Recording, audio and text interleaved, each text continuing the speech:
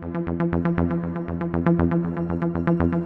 is my distinct honor to introduce you to the people who worked so hard to bring these characters and this story to life.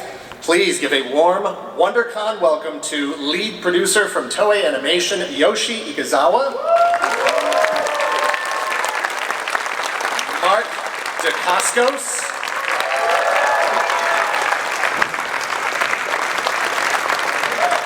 Famke Janssen.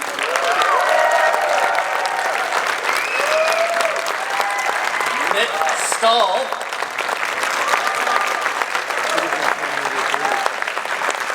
Madison Iseman. And Tinoco.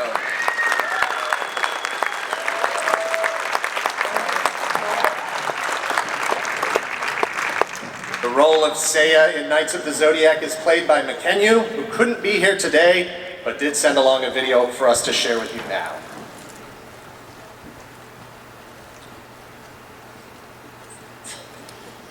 Let's play.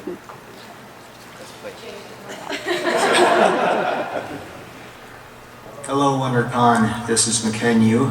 I play Seiya in Knights of the Zodiac.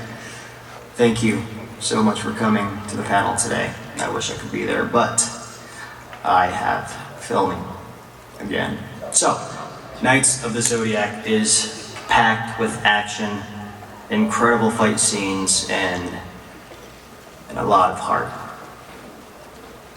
And so today, I'm very happy to introduce the world premiere of the US trailer for Knights of the Zodiac.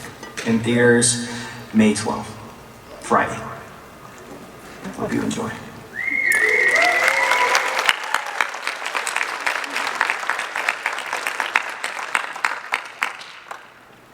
We're supposed to be running the trailer?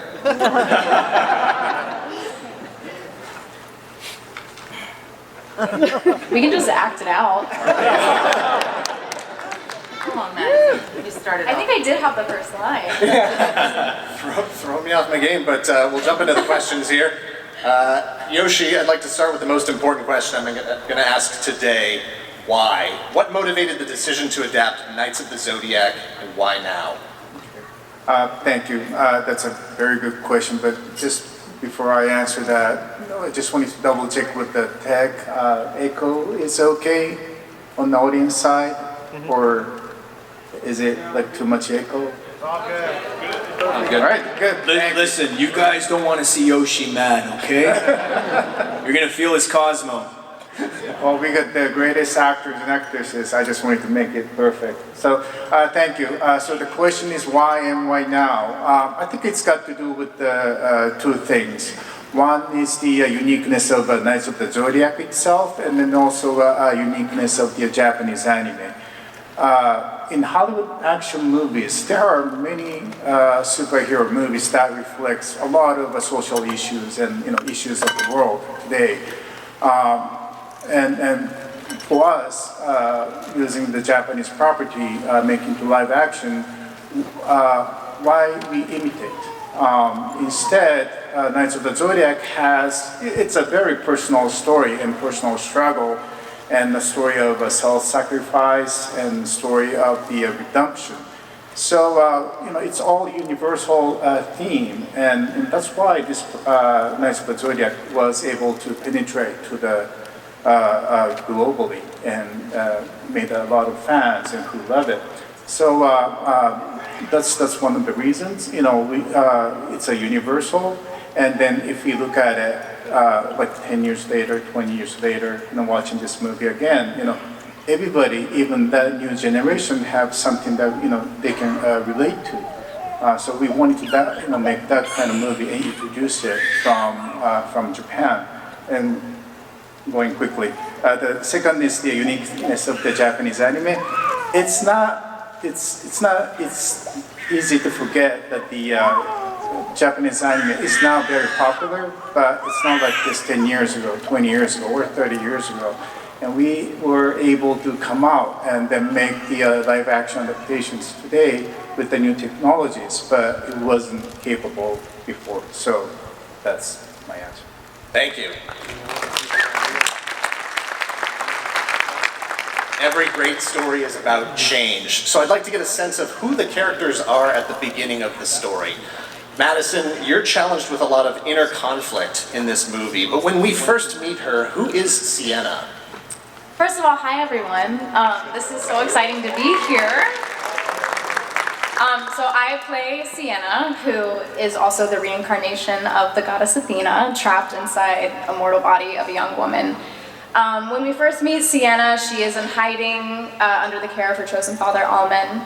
She is a tad bit hard-headed, a little bit stubborn.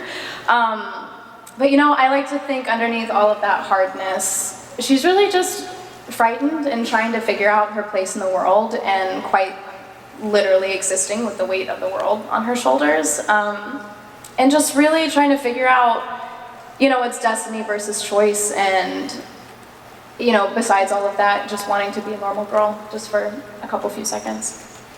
Thank you.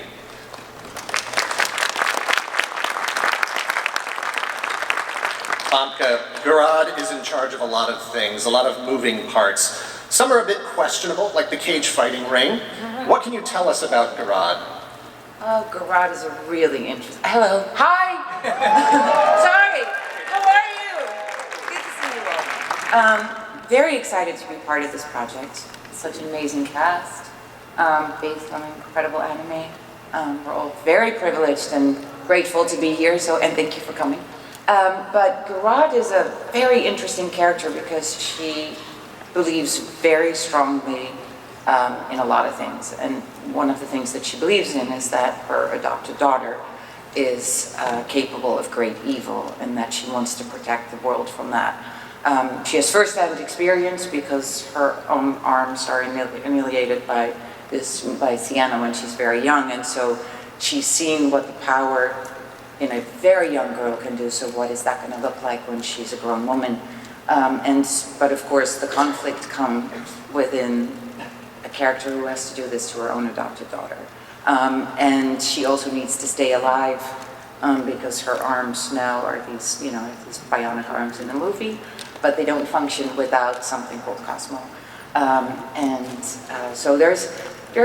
she trains Black Knights, and I mean, there's a lot going on inside this woman. A lot of moving parts. A lot of moving parts, literally and figuratively speaking. So what's wonderful is that I think this movie has so much heart for an action film with characters who are having actual true arcs and change from beginning to end. And I'm very lucky to be one of the characters who goes through a big transformation like that. So there's a lot to look forward to for audiences in addition to the action. That's very fun.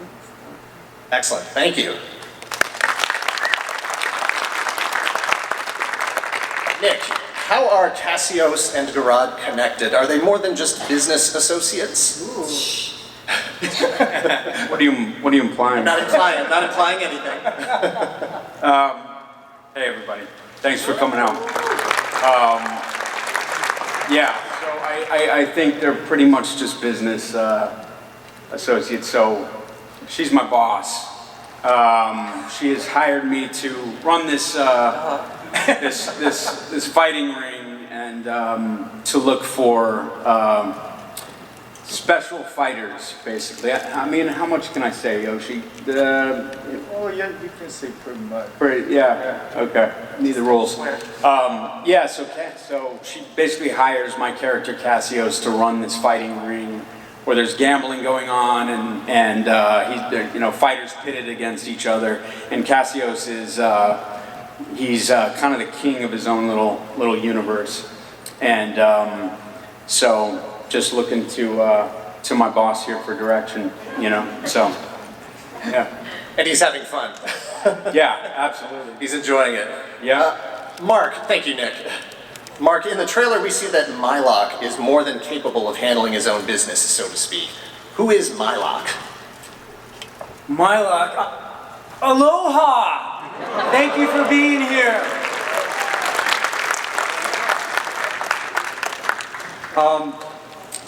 I'm really excited to be here, so thank you for being here, and our wonderful cast and producers and just all this energy, so thank you for this. M.A.A.C he is Almond Kiddo's, played by Sean Bean, very close friend and associate. At the beginning, we see that M.A.A.C is capable of driving very fast, adeptly. He can pilot flying machines. He can work guns. He knows how to punch and kick, and he likes sunglasses. He also has a very interesting neck tattoo, and we can get into that later. Yeah, don't spoil. We're going to come back to tattoos later on. I have a note here about tattoos. And he has a lot of uncle-like feelings for our goddess, and has probably a very, how can we say, antagonistic backstory, but that's for another time. He loves what he does, and he is very, very loyal. That's it. Thank you.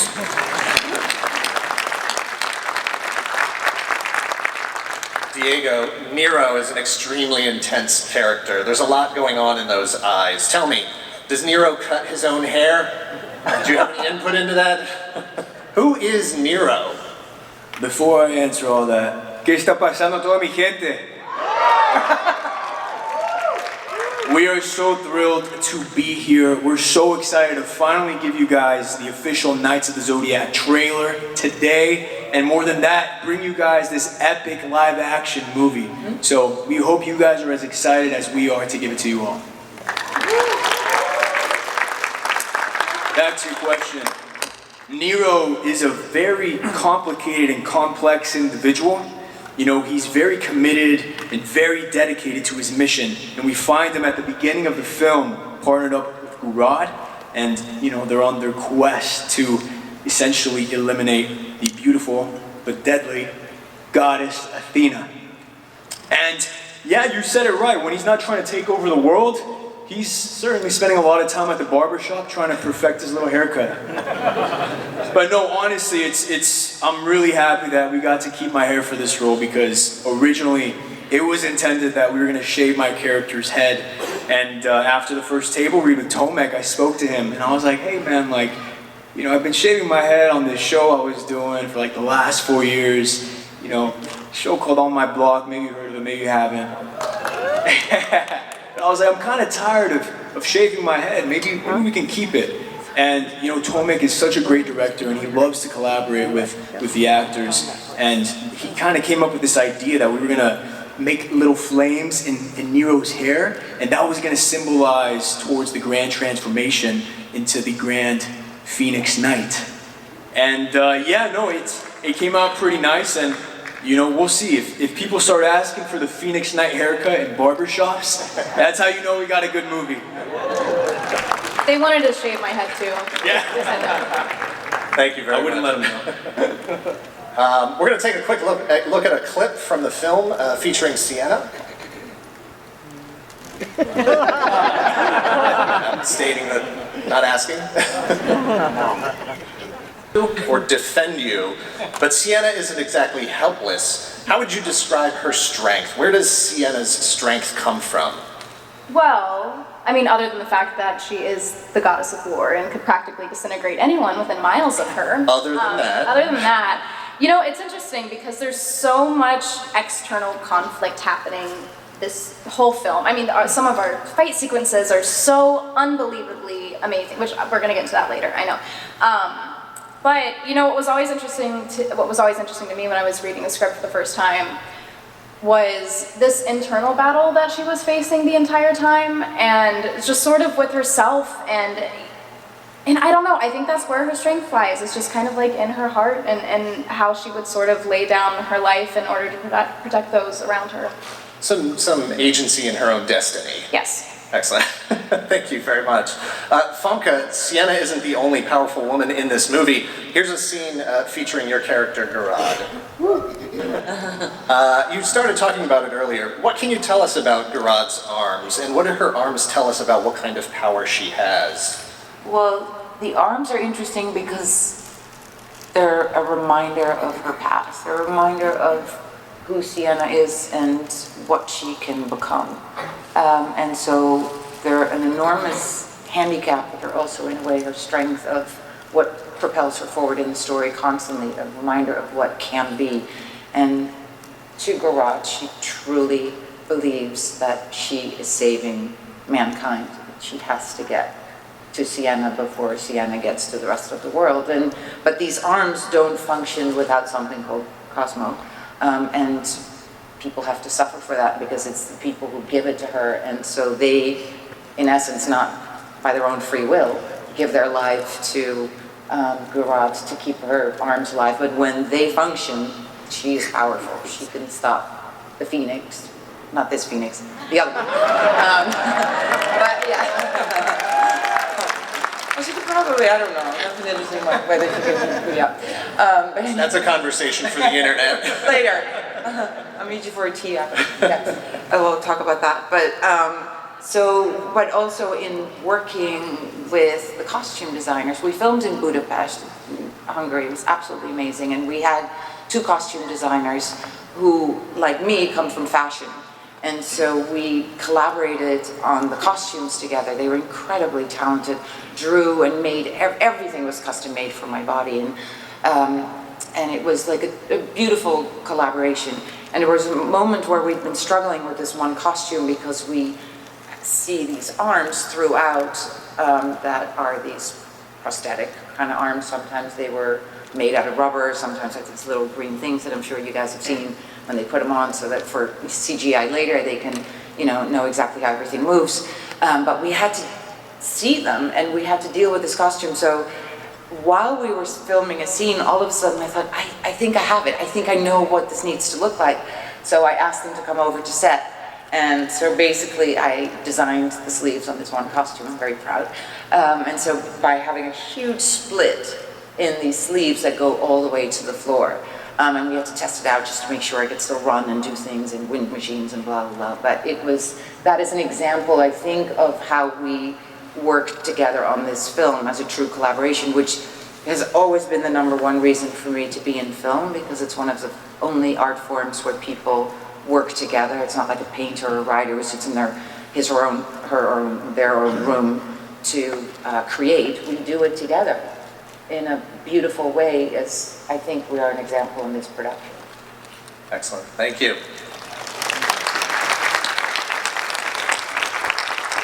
All right, let's roll Diego's clip. People say playing bad guys is difficult, but is it fun as well? Playing the bad guy in any movie is just so much fun. But the trick here is you really have to make them as human as possible. You can't really just make this flat, surface-leveled character. You have to give them motivated behavior, right? You have to give them purpose in the story. And if you give them purpose, that'll really drive all of it, the character's actions, and it'll take care of the why of why he's doing everything, right? But that's what I really try to do with Nero. And, again, it went back to who Nero is as a person, his past, what he wants, and his dedication in completing this mission, right? He believes that if he fails at his mission, he's not just failing himself, he's failing his little brother, Shun, who we'll talk about for the sequel maybe, Yoshi. And he's failing all of humanity, and he's failing the whole world essentially, right? And I think we could all relate to that. Sometimes we come up with these decisions and choices and we don't know if it's for the better good. But we think it is, and in our hearts we hope it is, and that's entirely up to how you see everything, the lens of perception, perspective. But whether Nero is right or wrong, you guys will all have to decide in theaters May 12th. Thank you. Nick, for this film you took on a heavily physical action role, and on top of that a character who isn't particularly subtle. Let's take a look at this clip of Cassios. Nick, everything about Cassios had to be big, especially your performance. How did you approach that character?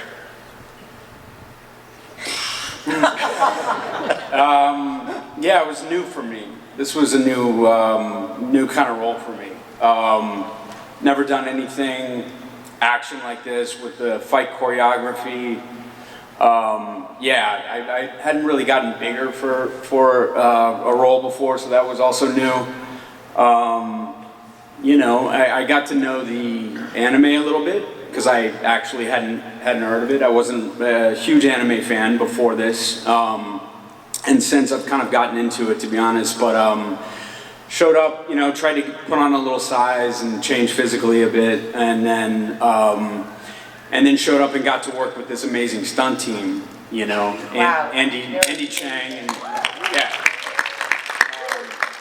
He's here somewhere. You find him, point him out. The mastermind, Andy Chang, and his, you know, he's got this incredibly talented group of athletes, these fighters who just put so much work into what they do, and you know, I just kind of, you know, tried to keep up with them, which was not going to happen, but you know, so I don't know. It was a fun role out of the gate. When I read it, kind of cartoonish, you know, villain, but yeah, it was a blast. We had a lot of fun doing it. So Excellent, thank you.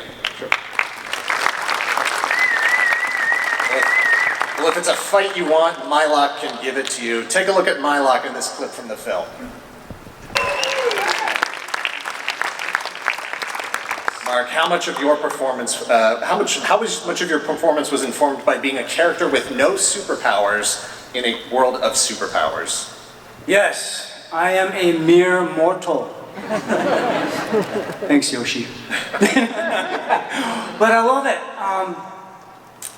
because, well, you know, it was all in the script. From working the gun with my left hand, I'm a righty, so working the gun with the left hand to the glasses, it was all there, to the tattoos. Everything on the script gave me more than enough to build the skeleton of who I felt this guy was.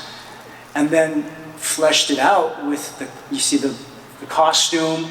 I had asked Tomek before, I said, would you like me to grow my hair back? Because I hadn't grown it back since week 3. and he said, no, keep it. So just kept on shaving. And then you know, for me, you kind of find the heart of what he cares for and everything, and then it really comes to blood flow when you get to work with the amazing cast that we have. And I did not have the good fortune of having scenes with Diego or Nick or with Famke, but I peeked in on their scenes, and wow, they're really great actors. and you know, and you see what's going on, and you find this sensibility that helped, you know, inform me for my character. And then my first day was my last scene in the movie, and that was with Madison. So it's my first day, and we're doing the last scene.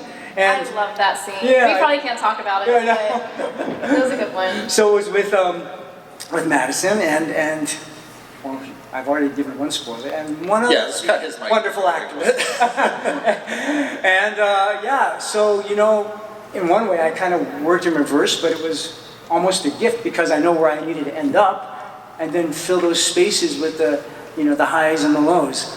I loved it. I loved every minute of it.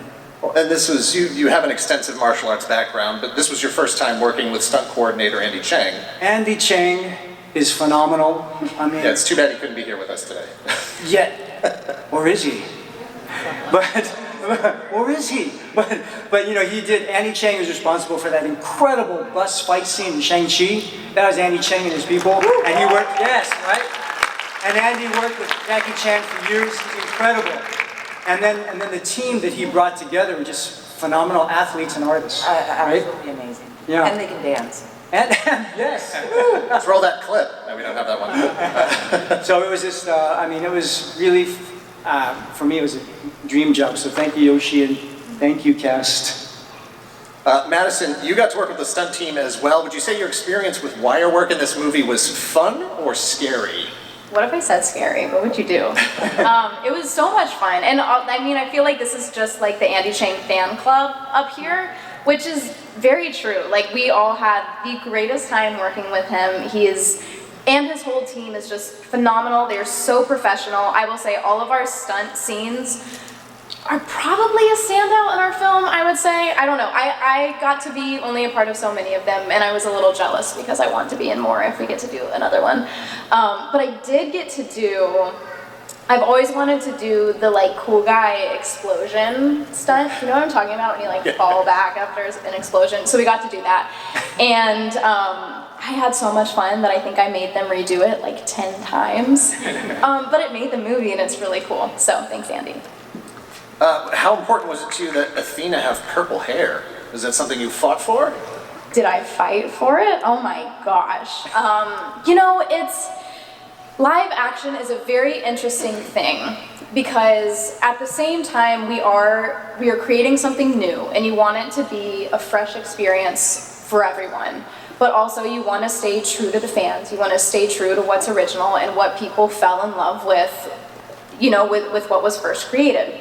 So every single little detail you can think of has probably been discussed for hours at some point. And so the purple hair was a very big discussion. And when I first signed on and I did a bunch of research, it was one of the first things I think I fell in love with. And from that point on, I made it my mission, life's mission, to make sure Athena had the purple hair. And I think it was a conversation up until maybe the first day of filming. I think I was on the phone with our director, Tomek, and we did a ton of hair and makeup tests and tried different colors and just tried to figure out exactly what it was. And yeah, it was the first day, I think it was in the hair and makeup trailer, and I got the text and they're like, put the wig on. And I was like, okay. And then I was like, there's no going back after that. Once the wig is on, it's on. And so we got Athena the purple hair, which I'm very excited about.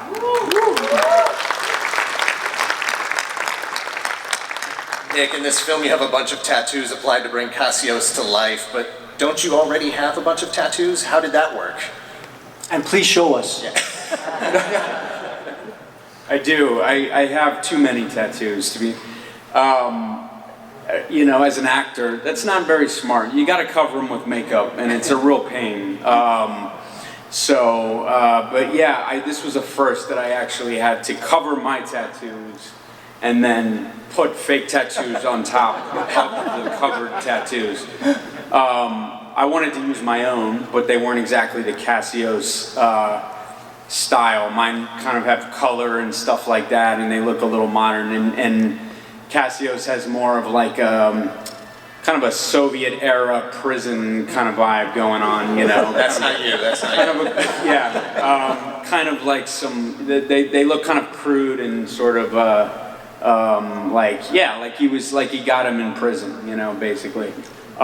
They were cool, but you know, they weren't exactly like the ones that I have. So there's none that you thought about keeping? No, I don't need any more, you know. So, Mark, between tattoos and M.A.A.C getting injured, you spent a lot of time in the makeup chair. How does this film compare to your previous work? You know, without you know, and you know, if you look at M.A.A.C in the anime and manga, he also had a shaved head, so that was a good thing, right?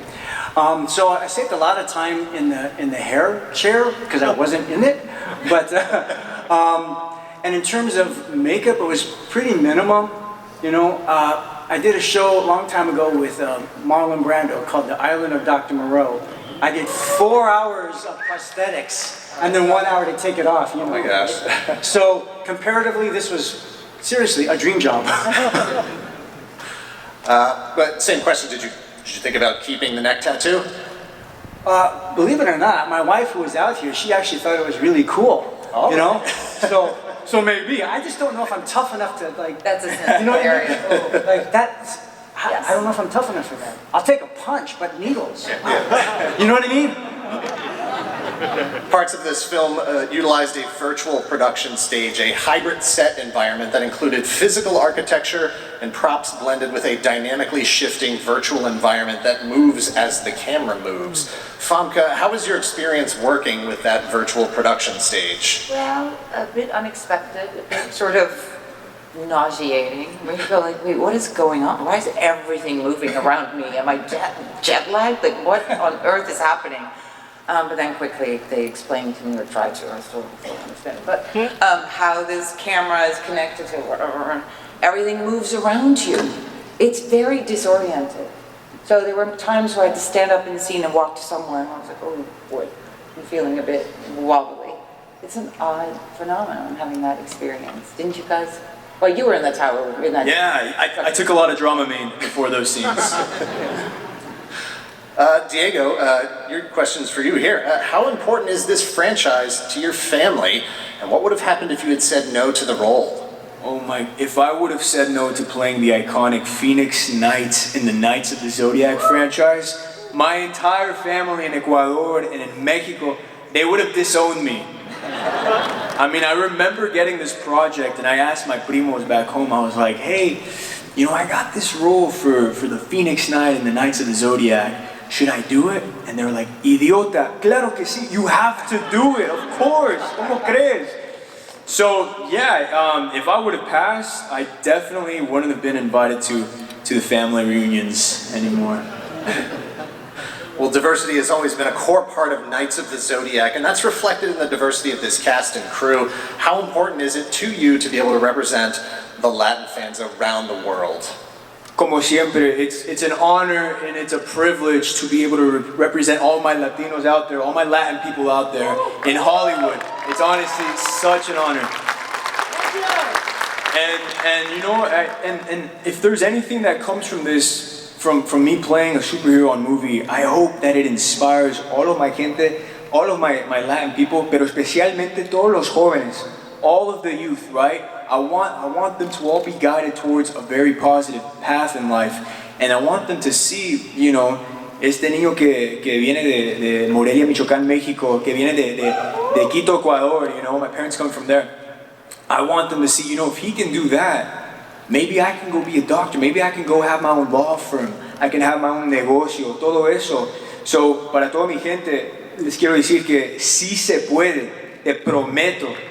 Le tienes que echar ganas todos los días y si trabajas con amor, paciencia, fe y con tu cerebro, it will work out and that dream will turn into a reality. I can promise you that.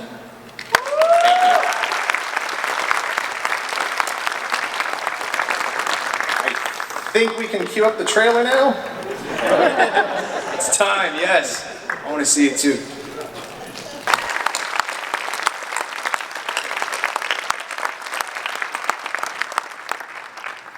Yoshi, one last question before we wrap this up. Why call it Knights of the Zodiac instead of Saint Seiya? Knights of the Zodiac, when it was first translated, the anime, I think it was first in France, and they called it Chevalier du Zodiac. So Chevalier in English, Knights. And I think it was a very good translation after all. And the Zodiac part, that confuses everybody. Zodiac is basically a 12 constellations. But Seiya, Phoenix, Pegasus, Phoenix, even Eagle are not via the 12 Zodiac.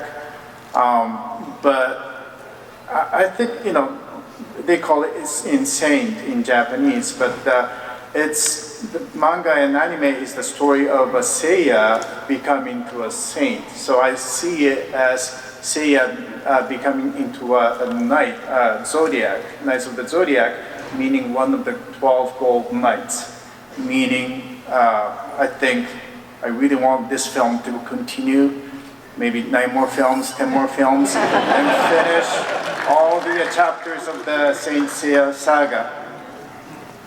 Excellent, thank you. To close, I'd like to thank Toei Animation for giving me this privilege of hosting this panel for you today. Thank you to WonderCon for hosting us. Thank you to all of you for spending some time with us.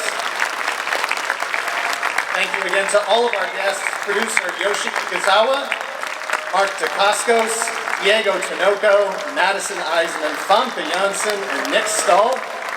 Knights of the Zodiac opens Friday, May 12th. More information is available online at kotzmovie.com and by following the social media handle kotzmovie.